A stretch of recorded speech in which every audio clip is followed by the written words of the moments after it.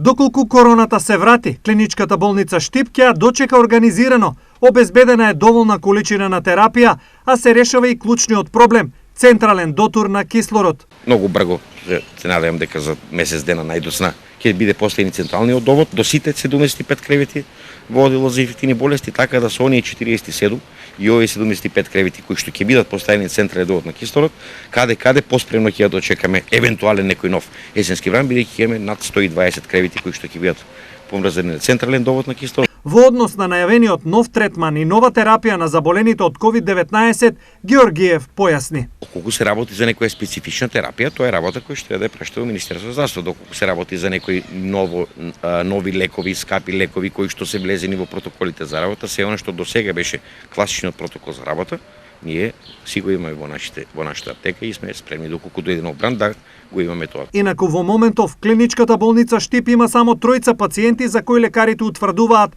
дали имаат ковид или се работи за друг вид на вирусно заболување.